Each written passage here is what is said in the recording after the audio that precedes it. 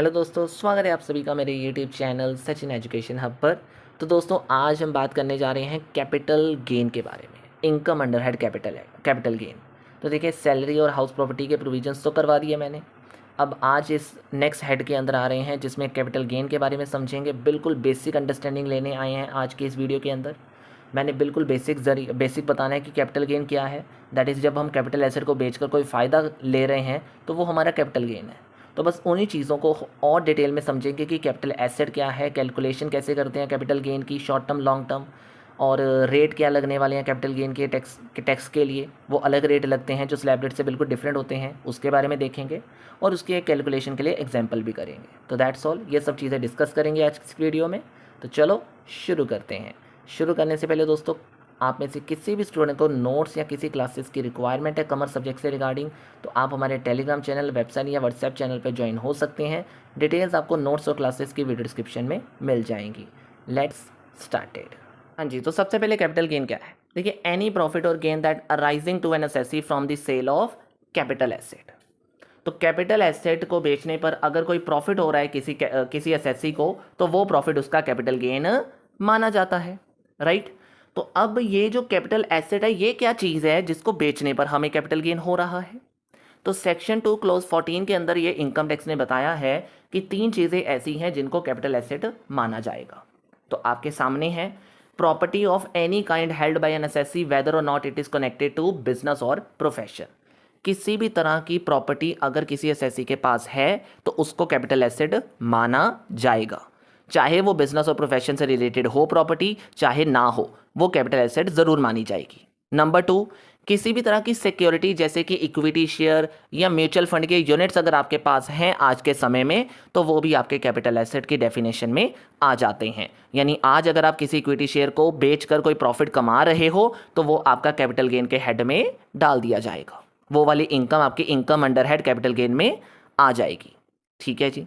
इसके अलावा तीसरा पॉइंट ये है कि एनी यूलिप यानी किसी भी तरह की यूनिट लिंक्ड इंश्योरेंस पॉलिसी अगर आपको 1 फरवरी 2021 या उस डेट के बाद इशू की गई है और उस यूलिप को कोई एग्जाम्शन भी नहीं मिलने वाली, यानी उस यूलिप के ऊपर आपको कोई भी एग्जाम्शन सेक्शन 10(10)(d) के अकॉर्डिंग नहीं मिलने वाली, जो पहले 2,50,000 मिलती थी वो नहीं मिलने वाली। तो आज की यूलिप जिसके ऊपर वो एग्जाम्शन अवेलेबल नहीं है और अगर 1 फरवरी 2021 या उस डेट के बाद इशू की गई है आपके पास, तो ऑटोमेटिकली वो भी चीज़ आपकी कैपिटल एसेट की डेफिनेशन में आ जाती है। ठीक है जी। तो ये 3 चीज़ें हैं जो आपकी कैपिटल एसेट में आएंगी।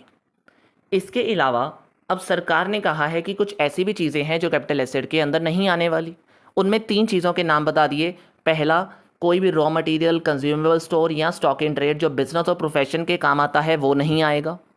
किसी भी तरह की पर्सनल इफेक्ट की चीज़ें जैसे कि कोई मूवेबल प्रॉपर्टी आपने अपने पर्सनल काम के लिए इस्तेमाल करी है तो वो भी कैपिटल एसेट में नहीं आएगी। और नंबर 3, रूरल एग्रीकल्चर लैंड आज आपकी कैपिटल एसेट नहीं है, यानी रूरल एग्रीकल्चर लैंड अगर आप बेच भी देते हो तो वो कैपिटल गेन नहीं माना जाएगा। ठीक है जी। लेकिन इसमें एक ट्विस्ट है कि जो पर्सनल इफेक्ट वाली चीज़ें मैं बता रहा हूँ ना, यानी कोई भी मूवेबल प्रॉपर्टी चाहे आप अपने पर्सनल इस्तेमाल के लिए यूज़ करो या फिर आपकी फैमिली मेम्बर में कोई आपके ऊपर डिपेंड है जो इस चीज़ का इस्तेमाल कर रहा है, तो वो कैपिटल एसेट नहीं माना जाएगा। लेकिन ऐसी 5 चीज़ें फिर भी रह जाएंगी जिनको कैपिटल एसेट की डेफिनेशन में लेकर आया जाएगा। यानी सरकार कहती है पर्सनल इफेक्ट से रिलेटेड चीज़ें फिर भी ऐसी हैं जो कोई 5 हम बताने वाले हैं आपको, जो बहुत महंगी चीज़ें हैं जिनको आपको कैपिटल एसेट तो मानना पड़ेगा। उनमें सरकार ने कहा ज्वेलरी, जो आप रेगुलरली आप देखते होगे बहुत महंगी चीज़ें हैं, सरकार कहती है jewellery is your capital asset. ठीक है जी। ऐसे ही कोई आर्कियोलॉजिकल कलेक्शन की बात कर लो, कोई पेंटिंग या ड्राइंग्स या कोई आर्ट वर्क की बात कर लो, तो वो कैपिटल एसेट माना जाएगा चाहे आप उसको पर्सनली इस्तेमाल ही क्यों ना कर रहे हो। तो वो फिर भी ऐसी 5 चीज़ें हैं जो कैपिटल एसेट मानी जाएंगी। ठीक है जी। These are 5 are called as capital asset. ठीक है जी। अब कैपिटल एसेट के बारे में तो पता चल गया कि कौन सी आएंगी कौन सी नहीं आएंगी, ये हमने सीख लिया। अब कैपिटल एसेट 2 तरह की होती हैं, शॉर्ट टर्म और लॉन्ग टर्म। तो वेरी सिंपल बताने लगा हूँ कि शॉर्ट टर्म कैपिटल एसेट वो है जो कैपिटल एसेट एक असेसी ने अपने पास 36 मंथ से कम पीरियड के लिए होल्ड करके रखी थी, यानी 36 मंथ से पहले ही उसने उस कैपिटल एसेट को बेच दिया या ट्रांसफ़र कर दिया, तो that is a short term capital asset. ठीक है जी, कोई ऐसी कैपिटल एसेट जो आपके पास जिसका पीरियड ऑफ होल्डिंग जो है वो 36 मंथ से कम होता है, तो that is your that is a short term capital asset. और जिस भी एसेट को आपने, यानी जिनका पीरियड ऑफ होल्डिंग 36 मंथ या उससे ज़्यादा है, तो उस कैपिटल एसेट को क्या नाम दे दिया जाएगा? लॉन्ग टर्म कैपिटल एसेट का नाम दे दिया जाएगा। तो नॉर्मल नेचर में जो कैपिटल एसेट 36 मंथ पीरियड से कम है जिसका holding period, that is your short term capital asset. और 36 मंथ या उससे ज़्यादा का पीरियड अगर आपके पास होल्डिंग है उसका, यानी आपने किसी एसेट को खरीदा और उसको आपने 36 मंथ या उससे ज़्यादा पीरियड के लिए अपने पास रख लिया, तो वो वाली कैपिटल एसेट आपकी क्या मानी जाएगी? लॉन्ग टर्म कैपिटल एसेट मानी जाएगी। लेकिन एक चीज़ बताता हूँ, सरकार ने कहा ये 36 मंथ का क्राइटेरिया कुछ ऐसी चीज़ें हैं जिनके ऊपर अप्लाई नहीं किया जाएगा। सरकार कहती है कुछ एग्जेम्पशंस हैं जिनके ऊपर हम ऐसा भी कहेंगे कि 12 मंथ भी अगर पूरे हो गए ना तो उनको लॉन्ग टर्म बना दिया जाएगा। देखो, वैसे 36 मंथ से कम वाले को शॉर्ट टर्म कहेंगे, 36 मंथ या उससे ज़्यादा वाले को लॉन्ग टर्म कहेंगे। लेकिन सरकार ने कहा कुछ ऐसी भी चीज़ें हैं जिनको 12 महीने से पहले शॉर्ट टर्म बोला जाएगा, लेकिन अगर 12 महीने पूरे हो गए या उससे ज़्यादा पीरियड हो गया तो वो लॉन्ग टर्म मानी जाएंगी। उसके लिए 36 मंथ वाला नहीं लगेगा क्राइटेरिया। कौन सी ऐसी चीज़ें हैं? कोई लिस्टेड सिक्योरिटी, आपके सामने लिखा हुआ है, कोई लिस्टेड सिक्योरिटी, कोई म्यूचुअल फंड के यूनिट्स या कोई जीरो कूपन बॉन्ड। अगर ये तीन चीज़ें आपके पास हैं, यानी लिस्टेड इक्विटी शेयर्स हैं या फिर unit of equity oriented mutual fund है या फिर आपके पास कोई जीरो कूपन बॉन्ड है, तो अगर ये 12 मतलब अगर आपने इसको 12 मंथ से पहले ही बेच दिया तो ये आपको शॉर्ट टर्म कैपिटल गेन देंगे, ये आपकी शॉर्ट टर्म कैपिटल एसेट माने जाएंगे। लेकिन अगर आपका पीरियड ऑफ होल्डिंग इन तीनों चीज़ों के लिए 12 मंथ या इससे ज़्यादा हो जाता है तो फिर इन चीज़ों को लॉन्ग टर्म कैपिटल एसेट का पार्ट बना दिया जाएगा। ठीक है जी। अब इसी तरीके से दूसरी तरफ आते हैं कि कुछ ऐसी भी चीज़ें हैं जिनको 24 मंथ से अगर पहले अपने आप बेच दोगे तो वो चीज़ें शॉर्ट टर्म मानी जाएंगी, लेकिन अगर 24 मंथ या उससे ज़्यादा पीरियड हो जाएगा तो उनको लॉन्ग टर्म बना दिया जाएगा। जैसे कि अनलिस्टेड सिक्योरिटीज़, जैसे कि लैंड और बिल्डिंग, इन दोनों चीज़ों को हम 24 मंथ अगर अपने पास होल्ड करके रख लेते हैं या 24 मंथ अपने पास होल्ड करने के बाद इसको ट्रांसफ़र करते हैं तो फिर उसके ऊपर फिर इसको लॉन्ग टर्म कैपिटल एसेट में डाल दिया जाएगा और इसके ऊपर होने वाला gain long term capital gain माना जाएगा। ठीक है जी। तो तीन चीज़ें हैं, listed security, equity oriented mutual fund और तीसरी चीज़ थी जीरो कूपन बॉन्ड। इनको 12 मंथ के पीरियड के बाद ही लॉन्ग टर्म बना दिया जाएगा। अनलिस्टेड और लैंड और बिल्डिंग को क्या किया जाएगा? अनलिस्टेड सिक्योरिटी और लैंड और बिल्डिंग को 24 मंथ के बाद लॉन्ग टर्म बना दिया जाएगा। और इसके अलावा अदर सिक्योरिटी की जजमेंट के लिए आपको क्या करना है, यानी अगर आपके पास कोई ऐसी कैपिटल एसेट है जो इनके अलावा है, उसके लिए 36 मंथ से अगर आपने ज़्यादा पीरियड उसको होल्ड करके रख लिया तो वो 36 मंथ के बाद ही क्या मानी जाएंगी? लॉन्ग टर्म कैपिटल एसेट मानी जाएंगी। ठीक है जी। तो these are the main capital asset जिनको लॉन्ग टर्म और शॉर्ट टर्म कब कहा जाएगा वो आपको समझ में आ गया होगा, राइट। अब हम समझते हैं कि शॉर्ट टर्म और लॉन्ग टर्म कैपिटल गेन कब होगा आपको। तो देखो, शॉर्ट टर्म कैपिटल गेन निकालना बहुत आसान है। वेरी सिंपली, सबसे पहले आपने क्या लिख लेना है, जितने की सेल कंसिडरेशन हुई, जितने की भी चीज़ बेची वो आप लिख लोगे सबसे पहले। उसमें से आपने वो खर्चे माइनस कर देने हैं जो सेल करते समय आपको लग रहे थे, जैसे कि ब्रोकरेज और कमीशन का खर्चा। लेकिन एक चीज़ का याद रखिएगा कि इसमें कोई भी सिक्योरिटी ट्रांजैक्शन टैक्स यानी STT नहीं आएगा। सारे खर्चे आ सकते हैं लेकिन STT नहीं आएगा। तो उसको माइनस करने के बाद आपको क्या मिल जाएगा? नेट सेल कंसिडरेशन मिल जाएगी। अब प्रॉफिट निकालने के लिए क्या करते हो? सेल में से कॉस्ट माइनस करते हो। तो कॉस्ट क्या माइनस कर दोगे? किसी भी तरह की कॉस्ट ऑफ एक्वाजिशन, यानी जो चीज़ आप बेच रहे हो उसको बनाने या एक्वायर करने की जो भी कॉस्ट होगी वो माइनस कर दी जाएगी। और जो भी चीज़ आप बेच रहे हो उसमें कुछ इंप्रूवमेंट भी करवाई हो सकती है आपने, तो उसकी इंप्रूवमेंट करवाने का जो खर्चा है वो भी बीच में से माइनस कर दिया जाएगा और फिर आपको जो मिल जाएगा उसको बोलेंगे शॉर्ट टर्म कैपिटल गेन। और फिर सरकार की तरफ से सेक्शन 54 एग्जेम्पशन है जो कैपिटल गेन की हम नेक्स्ट पार्ट्स में डिस्कस करेंगे, वो भी आपको मिलती हैं। तो अगर आप उन सेक्शंस की एग्जेम्पशन को लेते हो तो सेक्शन 54B और सेक्शन 54D जो कि शॉर्ट टर्म के लिए ही आपको मिलती हैं, अगर आपने वो ले ली तो वो बीच में से लेस कर दी जाएंगी और फिर जो लेफ्ट बैलेंस बचेगा उसको taxable short term capital gain माना जाएगा। ठीक है जी। तो इस तरीके से शॉर्ट टर्म कैपिटल गेन आपका निकलता है।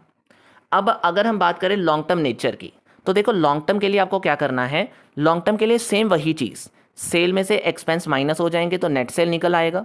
लेकिन नेट सेल कंसिडरेशन में ना आपने कॉस्ट ऑफ एक्वाजिशन या कॉस्ट ऑफ इंप्रूवमेंट माइनस नहीं करना, indexed cost of acquisition and indexed cost of improvement minus करना है।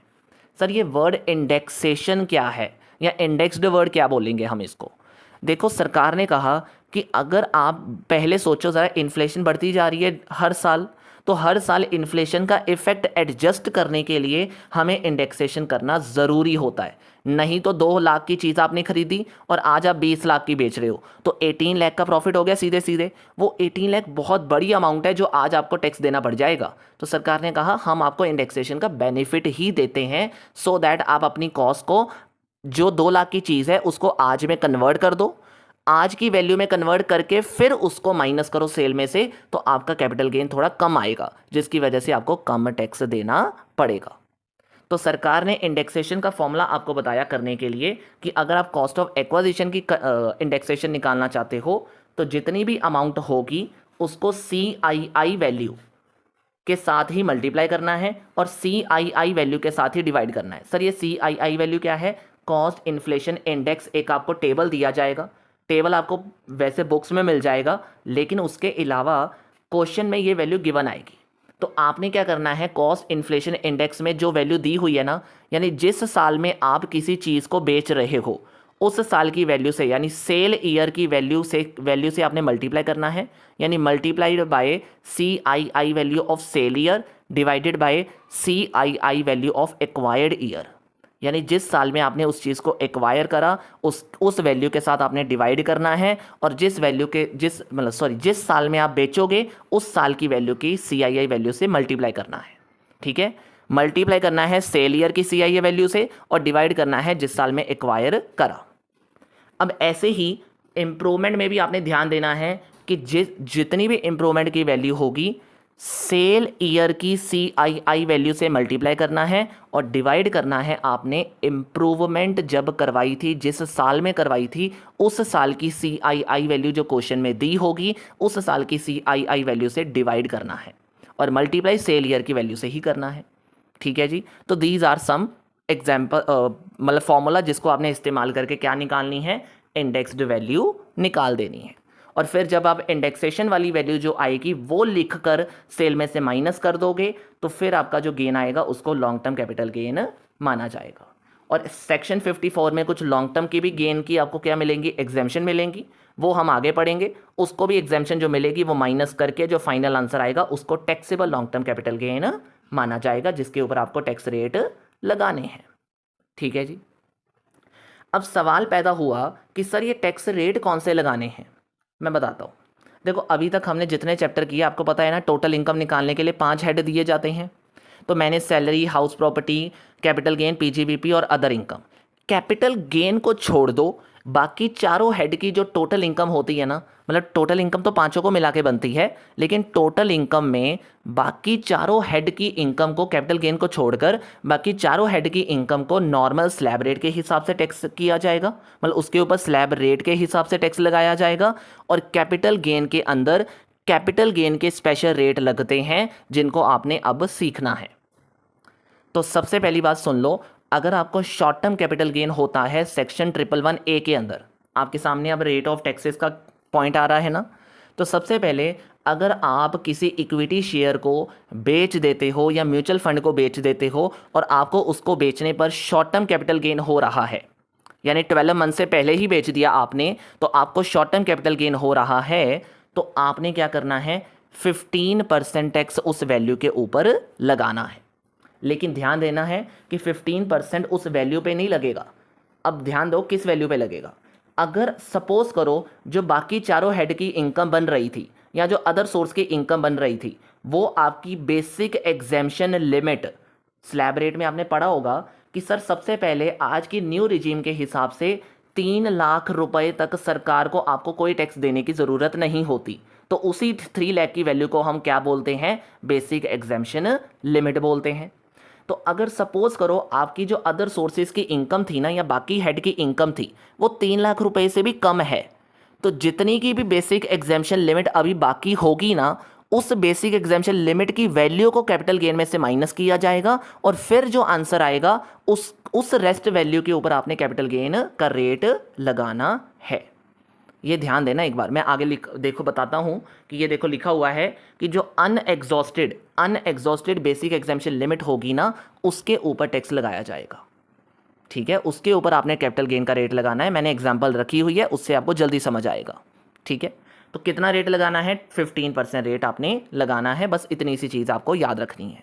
ठीक है, सेकेंड आता है सेक्शन 112A। ये ऊपर अगर लॉन्ग टर्म शॉर्ट टर्म था तो नीचे क्या है? लॉन्ग टर्म है, इक्विटी शेयर ही है, म्यूचुअल फंड ही।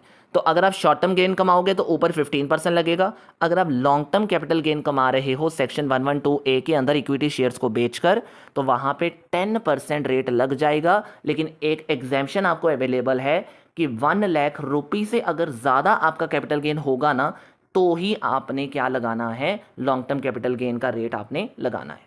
यानी अगर आपका long term capital gain 1 lakh से ज़्यादा होगा ना इस सेक्शन के अंदर, तो ही आपने 10% रेट लगाना है बाकी बची वैल्यू के ऊपर, नहीं तो नहीं लगाना, नहीं तो नहीं लगाना। मतलब लगेगा ही नहीं, सिंपल सी बात है। तो 1 लाख रुपए की एग्जेम्पशन आपको मिल रही है लॉन्ग टर्म कैपिटल गेन के अंदर। अदरवाइज 1 लाख रुपए से अगर ज़्यादा गेन होता है आपको, तो जितना भी ज़्यादा होगा उस रेस्ट वैल्यू के ऊपर आपको 10% क्या लगाया जाएगा? टैक्स रेट लगाया जाएगा। ठीक है, अब सपोज करो इक्विटी शेयर के अलावा आपने अगर कोई चीज़ बेची, जैसे कोई इमूवेबल प्रॉपर्टी बेची या कोई अनलिस्टेड सिक्योरिटीज़ बेची, तो उनको बेचने पर अगर आपको कोई लॉन्ग टर्म कैपिटल गेन होता है तो सेक्शन 112 के अंदर 112 के अंदर आपको बोला गया है कि सरकार कहती है अगर आप इंडेक्सेशन लेते हो तो 20% टैक्स देना पड़ेगा सरकार को। ठीक है, वो उस अमाउंट के ऊपर। और अगर आप इंडेक्सेशन नहीं लेते हो तो 10% का टैक्स आपको देना पड़ेगा। ठीक है जी, लेकिन अब ये भी चीज़ याद रखनी है कि ये जो वैल्यू के ऊपर आपने टैक्स लगाना है ना, ये क्या होनी चाहिए? मतलब बेसिक एग्जाम्पशन लिमिट जो अनएग्जॉस्टेड बची है ना, उसके बाद वाली वैल्यू होनी चाहिए। सर ये क्या बोल रहे हो आप? अब देखो ज़रा बताता हूँ, एग्जाम्पल समझो कि अगर अमित ने सोल्ड किए हैं अपने कोई शेयर्स, इक्विटी शेयर, और उसके ऊपर आपको क्या हो रहा है? शॉर्ट टर्म कैपिटल गेन हो रहा है। और कितने का हो रहा है? 2 लाख रुपये का। ठीक है जी, और मिस्टर अमित को बाकी सोर्सेज की इनकम आ रही है 2,20,000। तो मैंने बोला कि दोनों की मिला के टोटल इनकम बन गई, राइट, 4,40,000। अब ध्यान दो कि जब मैंने अलग अलग कर दिया, क्यों अलग अलग किया? क्योंकि कैपिटल गेन के लिए अलग रेट लगेगा, नॉर्मल इनकम के लिए अलग रेट लगेगा। तो नॉर्मल इनकम के ऊपर आपने क्या कर दिया?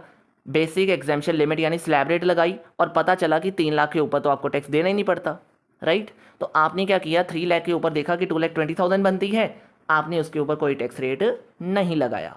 अब देखो 80,000 फिर भी बच गया ना। 2,20,000 तो एग्जाम्पशन से कवर हो गया, लेकिन फिर भी अभी 80,000 की बेसिक एग्जाम्पशन लिमिट बच रही है कि नहीं बच रही? सर बच रही है। तो बस उसी वैल्यू को हमने कैपिटल गेन को निकालने से पहले क्या, मतलब सॉरी, कैपिटल गेन के ऊपर टैक्स रेट लगाने से पहले क्या कर देना है? उस वैल्यू में से माइनस कर देना है। यानी अब 2 लाख के ऊपर 15% नहीं लगेगा, 2 लाख में से जो बेसिक एग्जाम्पशन लिमिट अनएग्जॉस्टेड थी ना, वो माइनस कर दी जाएगी, और फिर जो वैल्यू बचेगी उसके ऊपर 15% का टैक्स लगाया जाएगा for the purpose of short term capital gain. और फिर 18,000 जो आपकी वैल्यू बनी, यही आपकी टैक्सेबल वैल्यू मानी जाएगी। That's all. तो आई होप आपको ये कैपिटल गेन का कंसेप्ट अच्छे से क्लियर हो गया जो मैंने आज बताया आपको। तो वीडियो अच्छी लगी है, समझ आ गई है, तो that's all for today. Next parts के लिए इंतजार करिएगा, क्योंकि और भी प्रोविजंस हैं जो इसमें अच्छे से समझ के आएंगे, आपको समझ आएंगे आपको। ठीक है, तो वीडियो को जल्दी से लाइक और शेयर कर लीजिएगा। चैनल पर नए हो तो सब्सक्राइब का बटन भी ज़रूर दबाइएगा। Thank you so much, have a nice day.